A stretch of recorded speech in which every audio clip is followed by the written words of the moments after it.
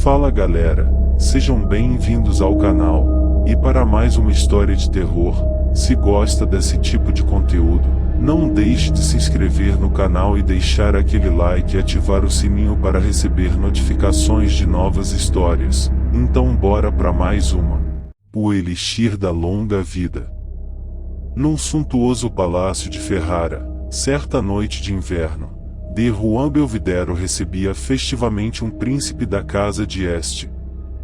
Nessa época, uma tal recepção constituía espetáculo maravilhoso que só os tesouros reais ou o Fausto de um grande senhor poderiam proporcionar. Sentados à volta de rica mesa iluminada por velas perfumadas, 7 mulheres alegres trocavam frases ligeiras, no ambiente de admiráveis obras-primas de decoração, com os mármores brancos sobressaindo de paredes de estuque vermelho, a contrastarem com preciosas tapeçarias turcas. Vestidas de cetins e resplandecendo ouro e pedrarias que fulguravam menos que os seus olhos, todas falavam de paixões intensas e diversas como os seus tipos de beleza. Só não diferiam nas palavras, nem nas ideias, a que o ar, um olhar, certos gestos prestavam um comentário libertino, sensual, melancólico ou zombeteiro. Uma afirmava: os meus encantos sabem aquecer o coração gelado dos homens já idosos. E outra: gosto de estar recostado em coxins, para pensar, com embriaguez, nos meus adoradores. Uma terceira, noviça nesta espécie de banquetes, sentia-se inclinada a corar, no fundo do meu coração, dizia: sinto um remorso. Sou católica e receio o inferno, mas amo tanto, ó, tanto, que poderei sacrificar pelo meu amor a eternidade. A quarta, esvaziando uma taça de vinho de Chio, exclamava: viva a alegria! Eu encarno uma existência nova em cada dia que passa. Esquecida do passado, ébria ainda dos meus sucessos cotidianos, todas as noites esgoto uma vida de felicidade, transbordante de amor. Aquela que estava sentada junto de Belvidero fixava-o com um olhar ardente. Conservava-se silenciosa e pensava: e se o meu amante me abandonasse, nem por isso me entregaria a excessos para o matar. Logo sorriu, mas a sua mão convulsa destruía uma caixa de amêndoas, em ouro, maravilhosamente cinzelada. Quando será grão-duque?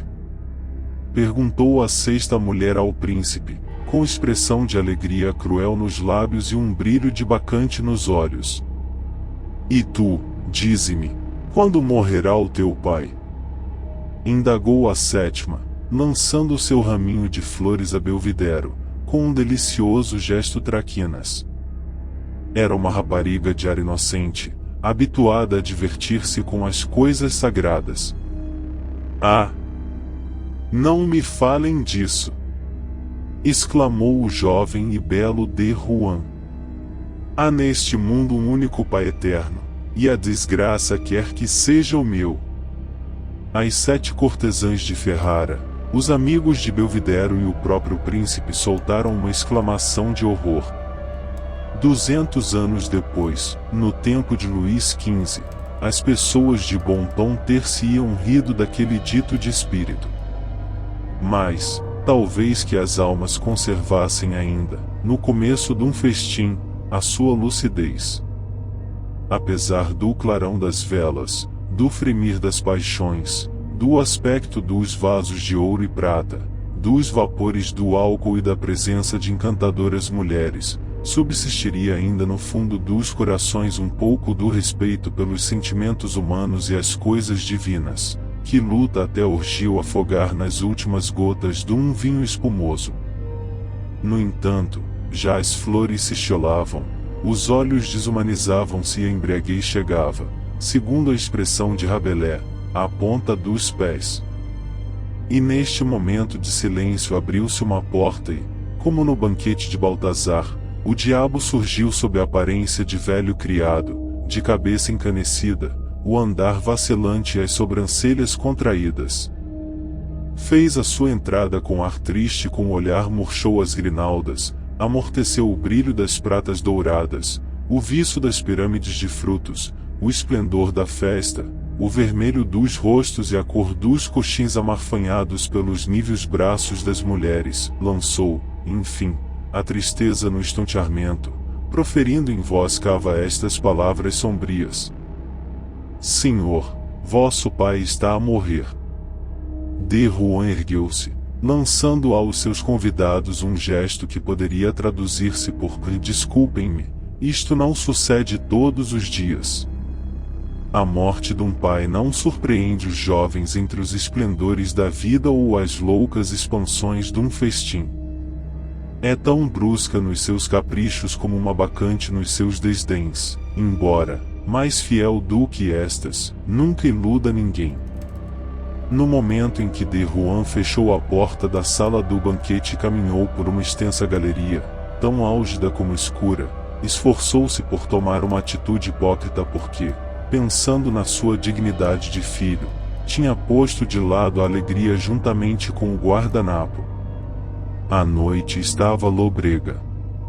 O discreto serviçal que conduzia De Juan ao aposento paterno iluminava mal o seu amo, de maneira que a morte, ajudada pelo frio, o silêncio e a obscuridade, pôde suscitar na sua alma, talvez por uma reação da embriaguez, algumas reflexões graves. Assim interrogou o seu passado e ficou cabisbaixo como um acusado caminhando para o tribunal. Bartolomeu Belvidero, pai de Juan, era um nonagenário que passará a maior parte da vida em grandes transações comerciais. Tendo percorrido as mais frequentes vezes as regiões enfeitiçadas do Oriente, adquirir avultadas riquezas, e segundo dizia, conhecimentos mais preciosos que o ouro e os diamantes, a que já então nenhuma importância ligava. Prefiro um dente a um rubi e o poder ao saber, declarava sorrindo. Este excelente pai gostava de ouvir De Juan contar-lhe as estúrdias da juventude e dizia, com ar chocarreiro, e meu querido filho, faz todas as asneiras que te possam divertir. Devia ser o único velho que sentia prazer diante de um jovem, pois iludia assim a sua velhice com a contemplação de uma vida tão radiosa como era a de Juan. Aos 60 anos Belvidero apaixonara-se por um anjo de beleza e de inocência. O filho foi o único fruto desse tardio e breve amor. Havia 15 anos que o velho chorava a morte da sua querida Joana. A numerosa criadagem e o filho atribuíam a esta dor os hábitos singulares que o ancião contraíra.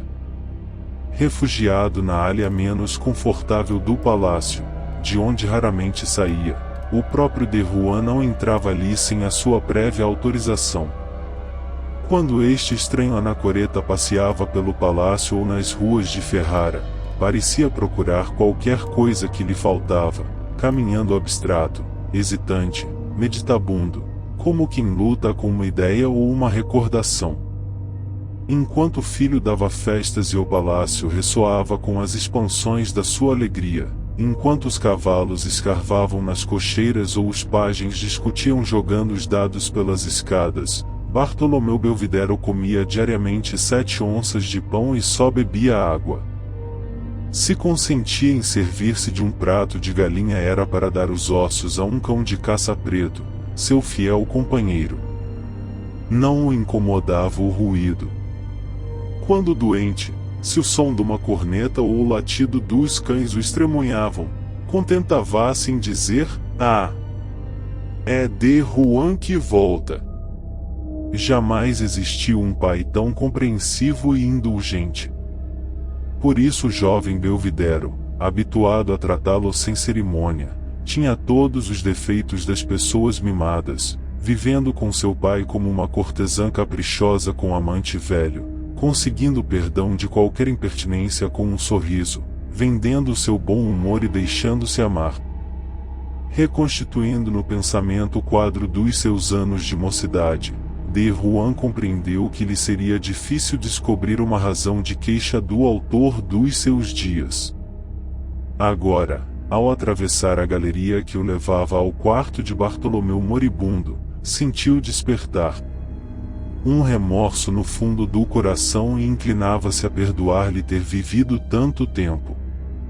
Nutria sentimentos de piedade filial, como um ladrão que preza a honestidade ante a possível posse de 1 milhão bem roubado. Em breve entrou nas desconfortáveis e enormes salas que compunham os aposentos do pai. Depois de experimentar os efeitos de uma atmosfera úmida, em que o cheiro a mofo se exalava das velhas tapeçarias e dos armários cobertos de pó, encontrou-se no quarto do velho, diante do seu leito nauseabundo, junto da lareira apagada. O candeeiro, disposto sobre a mesa gótica, projetava, a intervalos desiguais, manchas de luz mais ou menos intensas sobre o leito e mostrava o rosto do ancião sob aspectos que variavam. O frio entrava pelas frinchas das janelas mal fechadas e a neve, fustigando as vidraças, produzia um ruído surdo. Esta cena contrastava tão chocantemente com a que de Juan acabava de abandonar, que ele não pôde deixar de estremecer.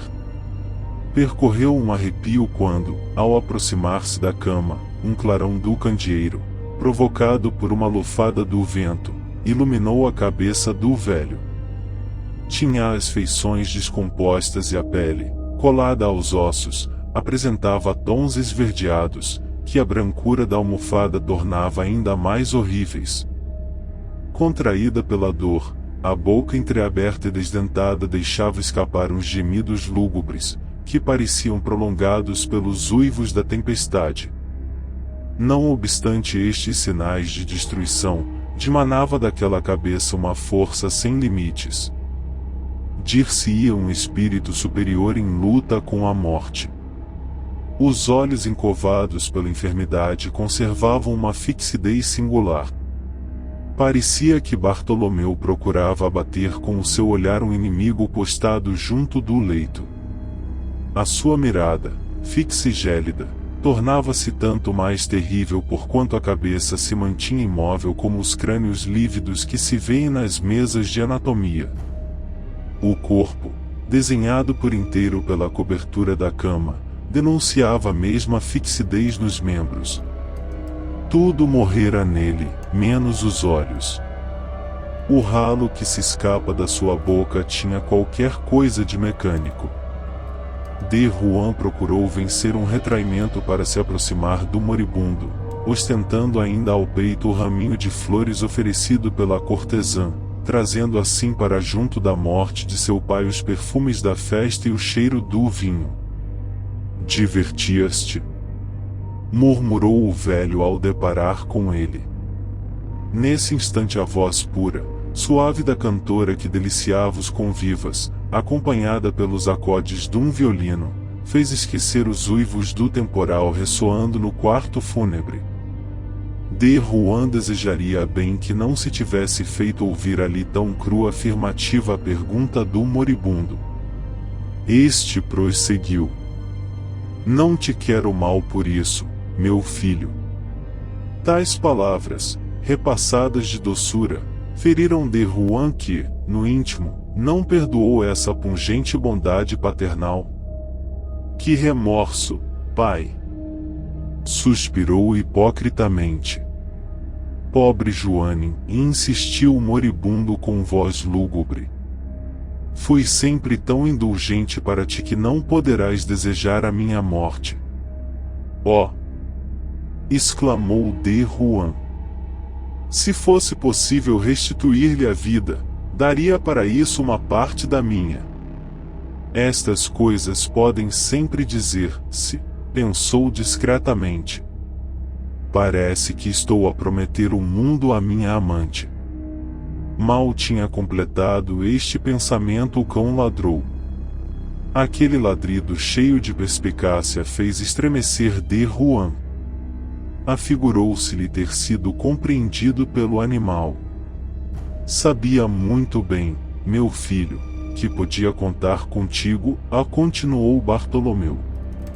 Viverei, pois, e ficarás satisfeito. Viverei, mas sem roubar um só dos dias que te pertencem. Já delira, comentou para si o filho. Depois acrescentou, em voz alta: sim, querido pai, viverá pelo menos tanto como eu, porque a sua imagem nunca se apagará no meu coração. Não se trata dessa espécie de vida, replicou o velho, reunindo as poucas forças para se erguer um pouco, pois sentia-se abalado por uma dessas suspeitas que só despertam sob o travesseiro dos agonizantes. Escuta, Joane, e prosseguiu, enfraquecido por aquele último esforço, desejo tanto morrer como tu privares-te de amantes, de vinho, de cavalos, de cães, enfim de dinheiro. Assim o creio, conjecturou ainda de Juan, ajoelhando à cabeceira do leito e beijando uma das mãos daquele quase cadáver. Pai, querido pai, disse, temos de nos submeter à vontade de Deus. Deus sou eu. Resmungou o velho. Não blasfeme, suplicou o jovem, deparando no pai com uma expressão de ameaça. Tenha cuidado, porque recebeu já extrema-unção, e eu nunca me resignaria vendo morrer em pecado. Queres ou não escutar-me? Vociferou o agonizante, rangendo os maxilares. De Juan calou-se. Caiu no quarto um silêncio sinistro. Por entre os silvos surdos do granizo, lá fora os acordes do violino e o canto melodioso ouviam-se novamente, tênues como a luz de um dia que desponta. O ancião sorriu. Agradeço-te teres convidado cantoras e músicos. A festa, mulheres jovens e belas, brancas e de cabelos negros, os melhores prazeres da vida. Dize-lhes que fiquem, porque eu vou renascer. É já o auge do delírio, pensou o filho, quando Bartolomeu lhe disse de súbito. Descobri o meio de ressuscitar. Olha, procura na gaveta da mesa, poderás abri-la carregando no botão que está oculto pelo entalhe que figura um grifo. Pronto, meu pai. Bem. Tira de lá o frasquinho de cristal. Está aqui. Gastei 20 anos, e ia o moribundo a contar, mas sentiu que o seu fim chegava e esforçou-se por acrescentar. Logo que eu tenha soltado o último suspiro, fricciona-me todo o corpo com esse líquido, e eu ressuscitarei. Há muito pouco, notou o de Juan. Entretanto, Bartolomeu, se já não podia falar, tinha ainda a faculdade de ouvir e ver. As palavras do filho fizeram-lhe voltar a cabeça num movimento brusco. Ficou com o pescoço torcido como o de uma estátua de mármore condenada pelo escultor a olhar eternamente de lado. As suas pupilas dilatadas tinham tomado uma imobilidade odiosa. E estava morto. Expirara ao perder a sua última e única ilusão. Ao procurar a sua derradeira salvação no coração do filho, encontrara neste um túmulo mais profundo do que o preparado pelos homens para a jazida dos seus mortos. Os cabelos eriçaram de pavor, só o seu olhar pareceu exprimir ainda alguma coisa.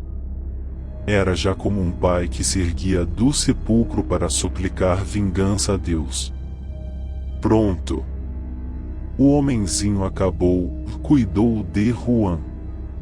Na ânsia de observar o misterioso frasco à luz do candeeiro, à semelhança de um apreciador que examina a sua garrafa no fim do repasto, olhava perplexamente para o pai e o frasco. A seu lado, o cão de caça observava da mesma maneira, ora o frasco ora o dono morto. O candeeiro projetava clarões movediços. O silêncio tornará-se mais solene. O violino e a voz da cantora tinham emudecido. O jovem estremeceu, parecendo-lhe que o defunto se mexera. Intimidado pela fixidez acusadora dos seus olhos, foi cerrá-los como teria fechado uma persiana batida pela rajada em noite invernosa. Conservou-se de pé, imóvel, perdido num caos de pensamentos. De súbito um ruído seco, lembrando de uma mola emperrada, cortou a mudez.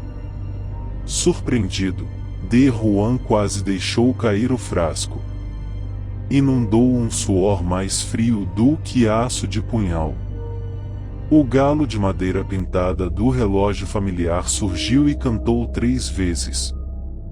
Era daqueles maquinismos engenhosos, de que se serviam os sábios da época para despertarem a hora fixada para as suas lucubrações. A aurora avermelhava já as janelas. De Juan tinha passado 10 horas a refletir. O velho relógio era mais fiel do que ele ao cumprimento dos seus deveres para com Bartolomeu. Aquele mecanismo compunha-se de corda, alavanca e rodas dentadas, enquanto ele tinha um músculo peculiar aos homens, que se chama coração. Para não se arriscar a perder o precioso líquido, de Juan voltou a guardá-lo, ceticamente, na gaveta da mesinha gótica. Nesse instante ouviu nas galerias do palácio um tumulto confuso. Eram vozes indistintas, risos abafados, todo o rumor de um grupo alegre procurando conter-se. Finalmente, a porta abriu-se e o príncipe, com os restantes convidados aparecerem com a desordem estonteada dos dançarinos surpreendidos pela claridade da manhã, quando o sol luta ainda com a pálida chama das velas. Vinham para dar ao jovem herdeiro as condolências da etiqueta. Terá o nosso de Juan tomado a peito esta morte? Perguntou o príncipe ao ouvido da Brambila. Talvez, respondeu ela, porque o pai era um homem extremamente bondoso. As meditações noturnas de Juan tinham-lhe gravado no rosto uma tal expressão que o grupo se sentiu perplexo. Os homens permaneceram hirtos. As mulheres, com os lábios ressequidos pelo álcool, as faces maceradas pelos beijos, ajoelharam e rezaram. O órfão não pôde deixar de estremecer à vista das alegrias contidas, dos risos desfeitos, dos cantos sumidos, da juventude apagada, da beleza desvanecida, de tudo aquilo que personificava o melhor da vida perante a morte. Porém, naquela amável Itália do tempo, o pecado e a religião conjugavam-se de tal maneira que se confundiam. O príncipe apertou afetuosamente a mão a de Juan e todos os rostos esboçaram simultaneamente uma idêntica expressão, meio triste, meio indiferente. Depois toda esta fantasmagoria protocolar desapareceu, deixando mais vazio o aposento mortuário. Era bem a imagem da vida. Ao descer a escadaria, o príncipe confiou a Rivabarella. Quem teria julgado assim o nosso de Juan, um fanfarrão da impiedade? Afinal, adorava o pai. Reparou no cão, e indagou Brambila. Aí temos o nosso amigo fabulosamente rico, e sugeriu, suspirando, a Bianco Cavatolino. Que importa? Desdenhou a orgulhosa Veronese, que destruíra, com mão nervosa a dourada caixinha de amêndoas. Não te importo, clamou o duque. Pois com os seus escudos será tanto um príncipe como eu. A princípio de Juan, cedendo a 1000 pensamentos, hesitou entre vários partidos a tomar. Depois de ter avaliado os tesouros acumulados por seu pai, voltou, de noite, para o quarto fúnebre, a alma esmagada sob feroz egoísmo. Encontrou todos os serviçais ocupados em ordenar os paramentos do catafalco em que o falecido senhor seria exposto no dia seguinte, ao centro de uma suntuosa câmara ardente, em espetáculo de grande curiosidade, que toda a Ferrara viria admirar. A um sinal de Juan, os criados detiveram-se interditos e trêmulos. Deixem-me só, e ordenou com a voz alterada. Continuarão depois de eu sair. Quando os passos do velho mordomo, que foi o último a retirar-se, deixaram de se ouvir sobre as lajes, de Juan fechou precipitadamente a porta e disse consigo: Experimentemos. O corpo de Bartolomeu fora deitado sobre uma longa mesa. Para ocultarem o odioso espetáculo de um cadáver a que extrema decrepitude e magreza davam um aspecto de simples esqueleto, os embalsamadores tinham envolvido num lençol todo o corpo, exceto a cabeça. Esta espécie de múmia jazia no meio da dependência, com o sudário a desenhar-lhe vagamente as formar esguias e agudas. No rosto já apareciam largas manchas violáceas, que indicavam a necessidade de se apressar o embalsamamento. Apesar de escudado pelo seu ceticismo, de Juan hesitou em desrolhar o frasquinho de cristal. Tremia tanto quando se aproximou da cabeça do defunto que se sentiu constrangido a aguardar um momento. Porém, este jovem, bem cedo corrompido completamente pelos costumes de uma corte dissoluta, foi encorajado por uma ideia digna do famoso Duque de Albe, ao mesmo tempo que era aguilhoado pela curiosidade. Dir-se-ia que o próprio diabo lhe segredava estas palavras, que lhe ecoavam no coração e umedece um dos olhos.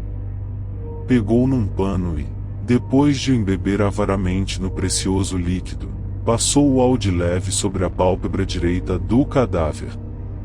O olho abriu-se. "Ah!"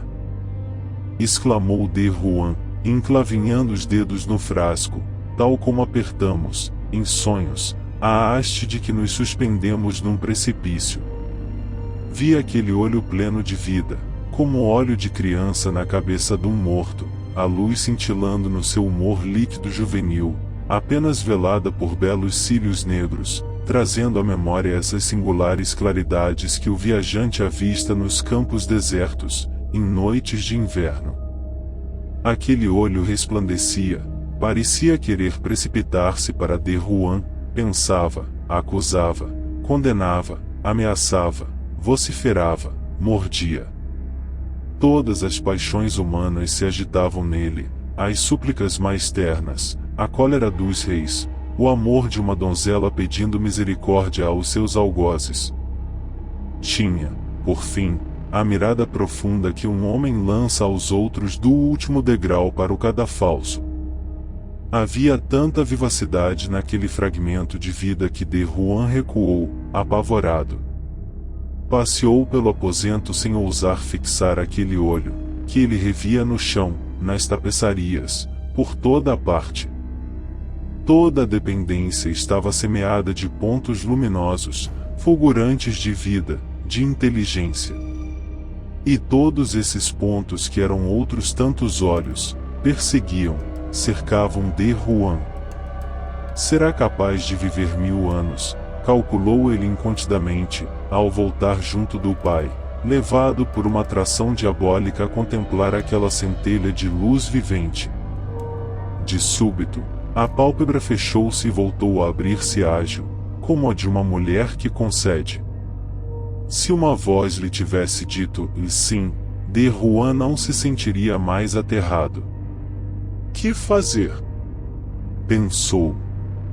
Ainda teve coragem para tentar cerrar aquela pálpebra, mas os seus esforços foram inúteis.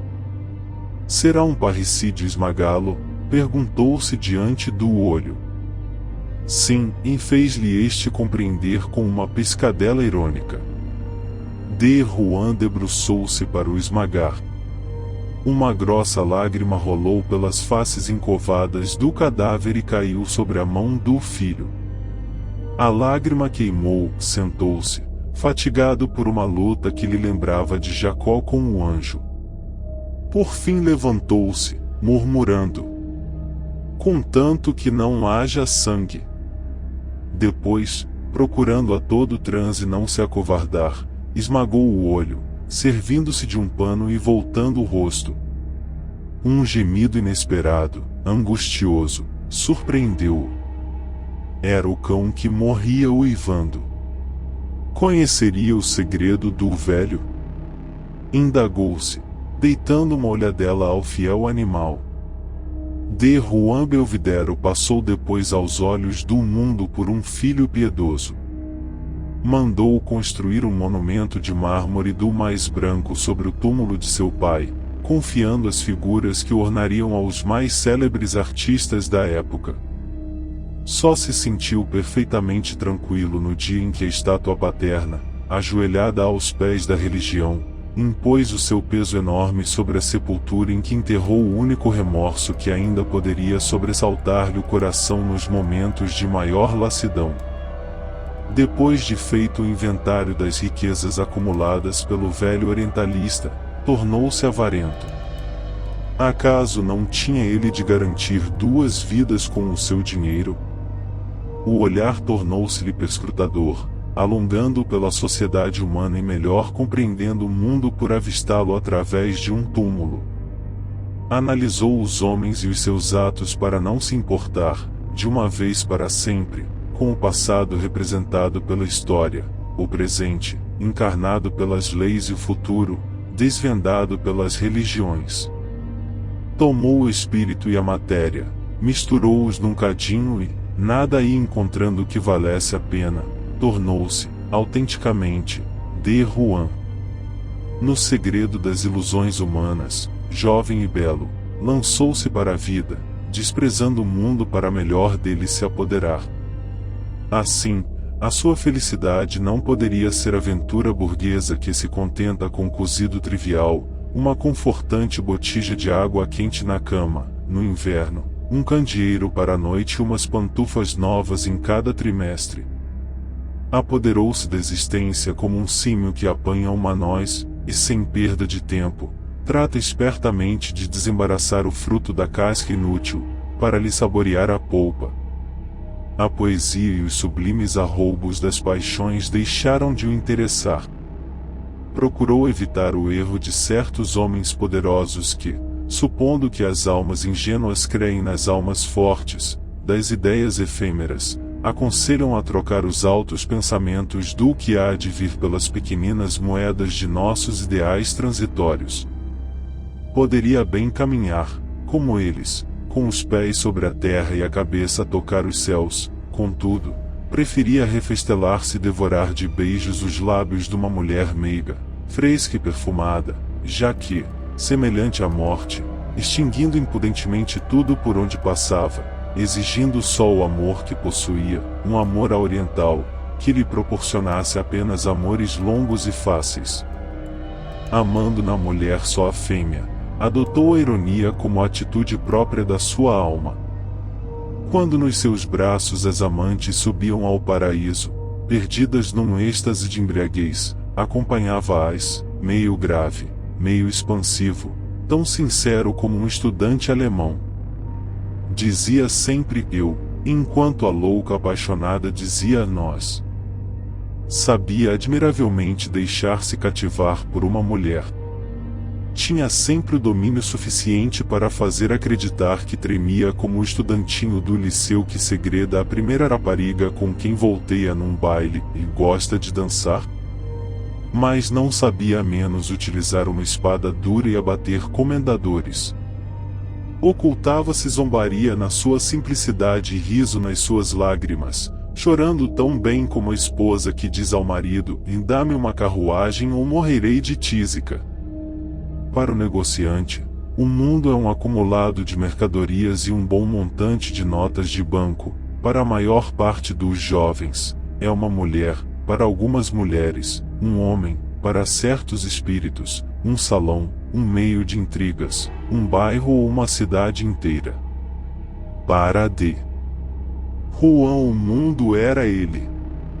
Modelo de graça e de brandura, espírito sedutor, soube sempre levar a água ao seu moinho. Simulando deixar-se conduzir, nunca ia além do limite onde queria ser levado. Quanto mais observava, mais ia duvidando. Ao analisar os homens, descobriu que, muitas vezes, a coragem não passava de temeridade, e a prudência, de covardia, a delicadeza era idiotice e a generosidade, a astúcia, a justiça, um crime, e a probidade, uma convenção. Descobriu, ainda, que, por um singular destino, as pessoas verdadeiramente honestas, delicadas, justas, prudentes e corajosas não mereciam a menor consideração social. Que cruel ironia! Dizia de si para consigo. Não, é certamente obra de Deus. Então, renunciando a um mundo melhor, nunca mais se descobriu ao ouvir pronunciar nomes sagrados e considerou as imagens das igrejas como simples obras de arte. Assim, conhecendo o mecanismo das sociedades humanas, procurava não ferir demasiados preconceitos, por não se sentir tão forte como os carrascos, mas iludia as leis sociais com sutileza e espírito. Foi a encarnação de de Rohan, de Molière, do Fausto, de Goethe, do Manfred, de Byron e do Melmotte, de Maturin. Grandes figuras criadas pelos maiores gênios europeus, cantadas em acordes de Mozart e, talvez, um dia, em áreas de Rossini. Entes terríveis, que o príncipe do mal eterniza e de que se encontram alguns exemplares através dos séculos, quer quando tais personagens entram em negociações com os homens, encarnadas em Mirabeau, quer se contentem em agir em silêncio, como Bonaparte, ou em abraçar o mundo numa ironia, como Rabelais. Mas o gênio, ainda mais profundo, de Juan Belvidero, resumiu, com antecipação, todas essas figuras criadas pela genialidade. A sua foi uma perpétua zombaria, em que envolveu os homens, as coisas, as instituições e as ideias. Tendo conversado em boa familiaridade, durante meia hora, com o Papa Júlio II sobre a eternidade, ao concluir, disse-lhe, sorrindo: se é em absoluto necessário escolher, prefiro crer em Deus a acreditar no diabo. O poder, aliado à bondade, pode proporcionar-nos melhor refúgio do que aliado à potência do mal.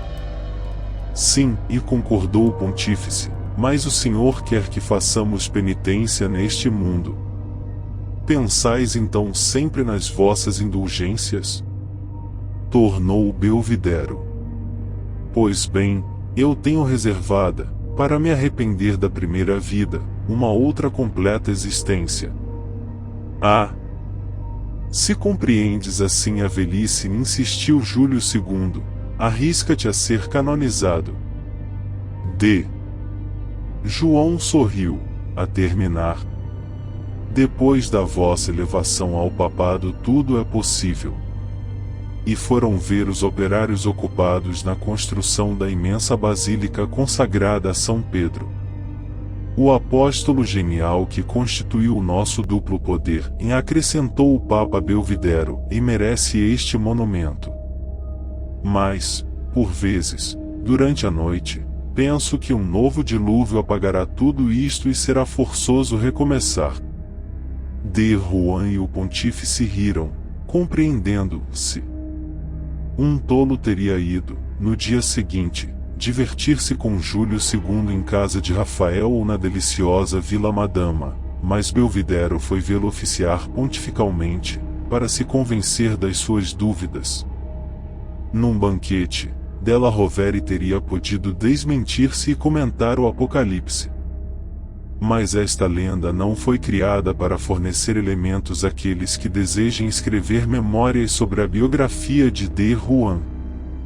Destina-se a provar às pessoas honestas que Belvidero não morreu no seu duelo com uma figura de pedra, como querem fazer-nos acreditar alguns biógrafos. Quando atingiu os 60 anos, Belvidero fixou-se em Espanha. Aí, mais avançado em idade, desposou uma jovem e encantadora andaluza. Por cálculo, não foi bom esposo nem bom pai. Tinha concluído que nunca seremos tão ternamente amados como pelas mulheres a quem damos menos atenções. Dona Elvira, santamente criada por uma velha tia, nos confins da Andaluzia, a algumas léguas de Sanlúcar, era toda dedicação e graça. Juan pressentiu que seria mulher para lutar durante muito tempo contra uma paixão antes de lhe ceder. Assim esperou poder conservá-la virtuosa até a sua morte. Foi um divertimento arriscado, uma como que partida de xadrez que reservou para jogar quando já fosse velho. Decidiu, pois, subordinar todos os seus atos ao êxito da comédia que deveria ter o desfecho no seu leito de morte. Assim, a sua fortuna permaneceu enterrada no palácio de Ferrara, onde ia raramente. O resto dos seus bens empregou-os em viajar, no prolongamento da sua vida, e artimanha esta que deveria ter ocorrido também a seu pai. Porém, tal astúcia não foi para ele de grande proveito. O moço Felipe Belvidero, seu filho, saiu-lhe um espanhol tão conscienciosamente religioso quanto o pai era ímpio. Isto, talvez, em obediência ao provérbio, pai avarento, filho pródigo. O abade de Sanlúcar foi escolhido para diretor espiritual da duquesa de Belvidero e de Filipe. Era este eclesiástico um santo homem, de admirável estatura, bem proporcionado, belos olhos e rosto a Tibério, fatigado pelos jejuns, empalidecido pelas macerações e dia a dia tentado, como são os solitários. O já então idoso de Rouen esperava talvez poder ainda matar um anacoreta antes de terminar o primeiro prazo da sua vida. Mas, ou porque o abade fosse de temperamento tão forte como ele, ou porque Dona Elvira possuísse menos ardência ou mais prudência do que a Espanha habitualmente concede às mulheres, Belvidero viu-se constrangido a passar os seus dias calmo como um velho reitor de aldeia, sem escândalos caseiros. Por vezes, sentia prazer em apanhar a mulher ou o filho em falta para com os seus deveres religiosos e ordenava-lhes imperiosamente que cumprissem as suas obrigações de fiéis da Santa Sé Apostólica. Finalmente, raro era tão feliz como quando ouvia o afável cura de Sanlúcar, Dona Elvira e Filipe entretidos em discutir um caso de consciência. Entretanto, apesar dos cuidados extremos que dedicava à sua pessoa, os dias da sua decrepitude chegaram, e, com os achaques da idade, vieram as imprecações da impotência, tanto mais desesperadora quanto mais vivas eram as recordações da sua ardente juventude e de sua voluptuosa maturidade.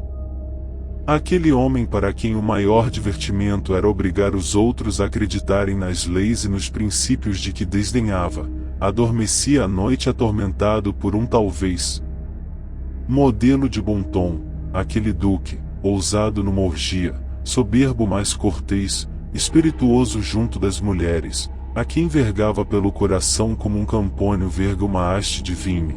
Enfim, aquele homem de gênio tinha um defluxo renitente, uma ciática reliadora, uma gota feroz. Via os dentes irem-se-lhe como, ao fim de uma festa noturna, as mulheres mais brancas e melhor vestidas se retiraram, uma a uma, abandonando a sala deserta e desguarnecida. Depois, as suas mãos afoitas tremeram, as pernas esbeltas vacilaram e, uma noite, a apoplexia apertou-lhe a garganta com as suas mãos aduncas e gélidas. Tornou-se, desde então, quisilento, áspero. Censurava a dedicação do filho e da mulher, atribuindo os seus cuidados enternecidos, desvelados, ao fato de ele ter empregado toda a sua fortuna em rendimento vitalício. Elvira e Filipe choravam lágrimas amargas e redobravam de carícias para com o maldoso velho, que, em voz enfraquecida, que procurava tornar afetuosa, dizia: "Meus amigos, minha querida esposa, perdoam-me, não é verdade? Atormento-vos um pouco. Ah, meu Deus, por que te serves de mim para pôr à prova estas santas criaturas? Eu, que devia ser a sua alegria, não passo do seu martírio." Assim os acorrentava à cabeceira do seu leito, fazendo-lhes esquecer meses de resígnio e de crueldade, naquela hora em que lhes desvendava os inesperados tesouros da sua espirituosidade e da sua falsa ternura. Este seu modo paternal resultou infinitamente melhor do que o outro usado por seu pai. Por fim o seu estado agravou-se de tal maneira que, para o meterem na cama, Era necessária uma manobra tal como a de meter uma embarcação num canal perigoso. E chegou o dia da morte. Tão brilhante e cética personagem, em quem só a inteligência parecia escapar à mais terrível de todas as destruições, viu-se entre um médico e um confessor, as suas maiores antipatias. Mas mostrou-se jovial. Para ele não existia qualquer luz cintilando para além da cortina que ocultava o futuro. Sobre essa tela, opaca para os outros e diáfana para ele, as belas arrebatadoras delícias da mocidade moviam-se como sombras. Foi numa bela noite de verão que de Rohan sentiu que a morte se aproximava. O céu de Espanha tinha uma admirável pureza, as laranjeiras perfumavam o espaço, as estrelas irradiavam uma viva claridade. A natureza parecia oferecer-lhe provas irrefutáveis da sua próxima ressurreição. Um filho carinhoso, dedicado, contemplava-o com amor e respeito. Cerca das 11 horas desejou ficar só com tão cândida criatura. Filipe, disse-lhe com voz de um afeto e uma ternura tais que o moço estremeceu, chorou de felicidade ao ouvir o pai pronunciar assim o seu nome. Escuta, meu filho, continuou o moribundo. Sou um grande pecador. Por isto, toda a vida pensei na morte. Outrora fui amigo do grande Papa Júlio II. Esse ilustre pontífice receou que os meus excessos me levassem a cometer qualquer pecado mortal entre o meu último suspiro e o momento em que me ministrassem os santos óleos. Para que assim não sucedesse, fez-me presente de um frasco contendo água santa que, noutros tempos, jorrava dos rochedos do deserto. Guardei segredo sobre esta concessão da Igreja, mas fui autorizado pelo dito Papa, in extremis, revelar tudo a meu filho. Encontrarás esse frasco na gaveta da mesa gótica, que nunca deixei afastar da minha cabeceira. O frasquinho também te poderá ser útil, querido Filipe. Jura-me, pois, pela tua salvação, que executarás pontualmente as minhas determinações. Filipe fitou o pai. De Rohan conhecia bem a expressão dos sentimentos humanos para não morrer em paz sem reconhecer fidelidade nos olhos do filho, para mais lembrando-se de que seu pai morrera de desespero soletrando-lhe nos olhos as intenções. Merecias melhor paternidade, Filipe, e prosseguiu de Rohan. Assim ouso confessar-te, meu filho, que, no momento em que o abade de Sanlúcar me administrava o sagrado viático, eu pensava na eterna incompatibilidade de dois poderes tão fortes como o de Deus e o diabo. Ó, meu pai! E dizia comigo, quando Satã fizer a paz com a divina onipotência, deverá, sob pena de ser um grande réprobo, estipular o perdão dos seus sequazes. Este pensamento não me largou mais. Porque eu irei para o inferno, meu filho, se não cumprires à risca os meus últimos desejos? Ó, diga-me sem demora, meu pai. Pois bem. Logo que eu tenha expirado, talvez daqui a poucos minutos, pegarás no meu corpo ainda quente e estendê-lo-ás sobre uma mesa, no meio deste quarto. Depois apagarás o candeeiro. A claridade das estrelas deverá bastar-te. Então despes-me, enquanto fores rezando Padre Nossos e Ave Marias, elevando a tua alma a Deus, terás o cuidado de umedecer, com essa água miraculosa, os meus olhos, os lábios, toda a cabeça, em primeiro lugar e, em seguida, sucessivamente, os membros e o tronco. Entretanto, filho, toma bem nota de que o poder de Deus é tão grande que não deverás estranhar coisa alguma. Nesta altura, de Rohan, que sentia a morte chegar, acrescentou com voz temível: segura bem o frasco. Depois expirou suavemente nos braços do filho, que vertia copiosas lágrimas naquelas faces irônicas e lívidas. Era cerca de meia-noite quando de Filipe Belvidéro colocou o cadáver sobre a mesa. Beijou-lhe a fronte e os cabelos encanecidos e apagou o candeeiro. A claridade suave do luar, que iluminava o campo com revérberos caprichosos, mal permitiu ao piedoso mancebo distinguir o corpo do pai, como uma alongada mancha branca no seio da sombra. Embebeu um pano no líquido e, recolhido em oração, ungiu a cabeça do querido defunto, em profundo silêncio. Ouvia indistintos rumores, mas atribuía-os ao cicio da brisa na copa das árvores. Mal acabava de molhar o braço direito do morto quando lhe pareceu que outro braço veio apertar-lhe tenazmente o pescoço. Sentindo-se estrangulado, soltou um grito dilacerante e deixou cair o frasco, que se quebrou. Os criados acorreram trazendo luzes. O grito tinha-os aterrado como se a trombeta do juízo final tivesse abalado os ecos do mundo. Num momento, o quarto encheu-se de gente. A criadagem, trêmula, encontrou de Filipe desmaiado, mas seguro pelo braço forte de seu pai, que o estrangulava. Depois, e caso sobrenatural. Os circunstantes depararam com a cabeça de Juan tão jovem e bela como a de Antino, uma cabeça de cabelos negros, olhos brilhantes, boca vermelha, e que se agitava horrivelmente sem poder mover o corpo esquelético a que pertencia. Um velho serviçal gritou: "Milagre!" E todos aqueles espanhóis repetiram, em uníssono: "Milagre!" Suficientemente religiosa para não se fiar nos mistérios da magia, Dona Elvira mandou chamar o abade de Sanlúcar. O pároco, assim que pôde constatar o milagre, pensou logo aproveitar-se do extraordinário fato, como homem esperto e abade que só desejava aumentar os rendimentos da freguesia. Declarando imediatamente que de Juan seria canonizado, infalivelmente, marcou a cerimônia para a Epifania para o seu convento, que daí em diante, declarou, em São Juan de Sanlúcar. A estas palavras, a cara do defunto teve um esgar irônico.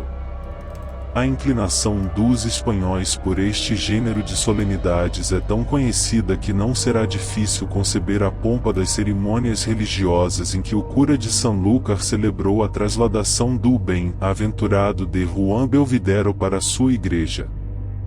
Alguns dias depois da morte daquele ilustre senhor, o milagre da sua ressurreição incompleta foi tão largamente comentado, de povoação em povoação, num raio de 50 léguas à volta de Sanlúcar, que, num grande espetáculo de peregrinação, os curiosos acorreram de todos os lados, atraídos pela perspectiva de um Te-Deum solenemente cantado à luz dos círios. A antiga mesquita, agora igreja do convento de Sanlúcar, maravilhoso edifício construído pelos mouros e cujas abóbadas escutavam, havia séculos, o nome de Jesus em substituição do de Alá, não pôde conter a multidão que vinha assistir ao ato. Apertados como formigas num formigueiro, os fidalgos, com suas capas de veludo e belas espadas à cinta, conservavam-se junto dos pilares, quase sem espaço para dobrar o joelho que só ali se dignavam dobrar. Encantadoras camponesas com as vasquinhas a moldarem-lhe as formas jairosas, davam o braço a velhos encanecidos. Moços, de olhos ardentes, eram vistos ao lado de velhas arrebicadas. Avistavam-se ainda, entre a multidão parzinhos jovens radiantes de alegria, namoradas curiosas trazidas pelos bem-amados, algumas casadinhas de fresco, e, finalmente, crianças receosas pela mão das mães. Toda aquela gente estabelecia flagrantes contrastes, carregada de flores, colorida, despertando um surdo rumor na quietação da noite. As grandes portas da igreja descerraram-se. Os que haviam chegado tarde demais ficaram no adro, assistindo de longe, pelos portais escancarados, há um espetáculo de que as reduzidas cenas das óperas modernas nunca poderão dar uma pálida ideia.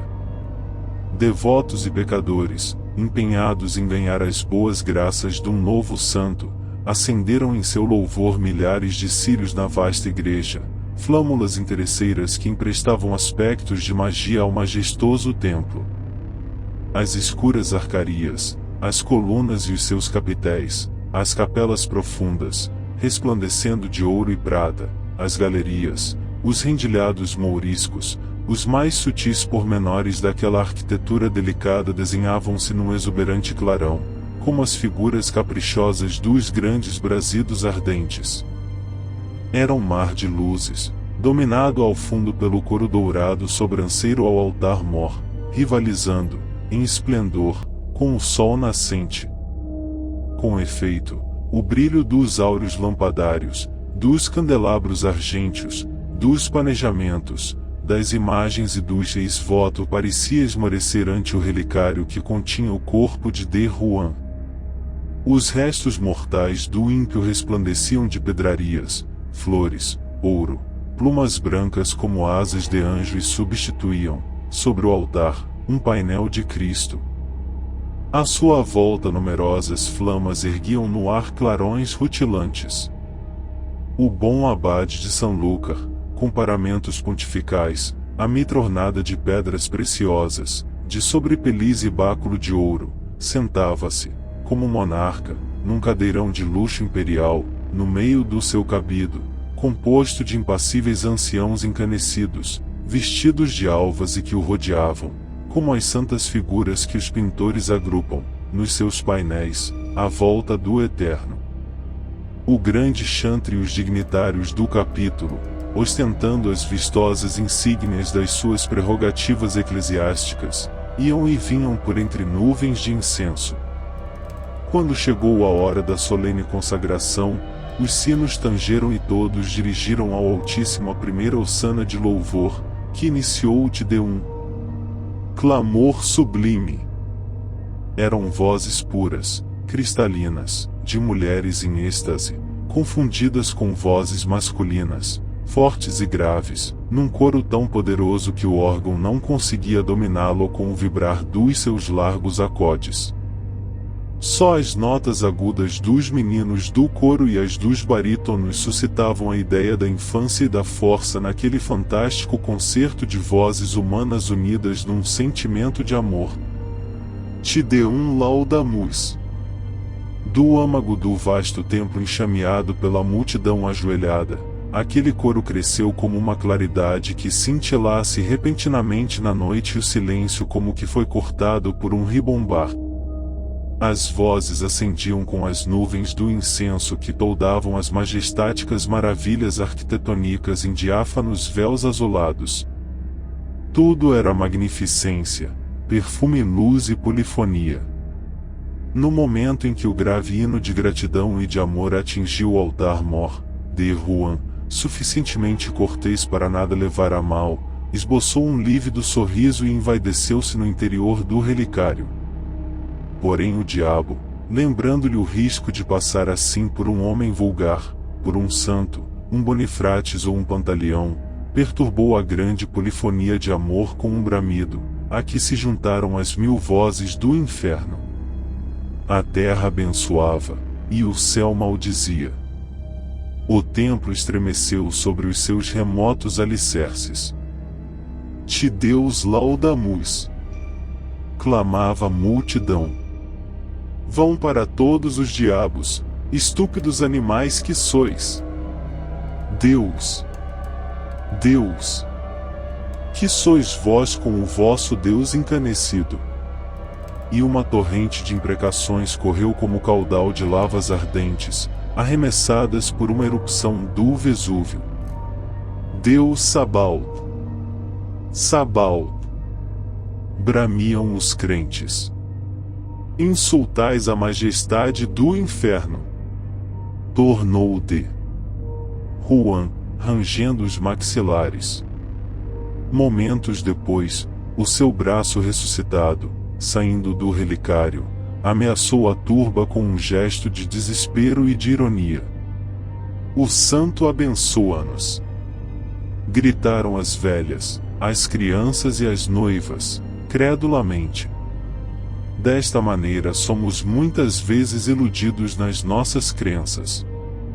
Mas o homem superior ri-se dos que o louvam e louva, muitas vezes, aqueles de quem se ri no seu íntimo. No momento em que o pároco, prosternado ante o altar, entoava Sancti Johannes, ora pro nobis, e ouviu distintamente a palavra imbecil.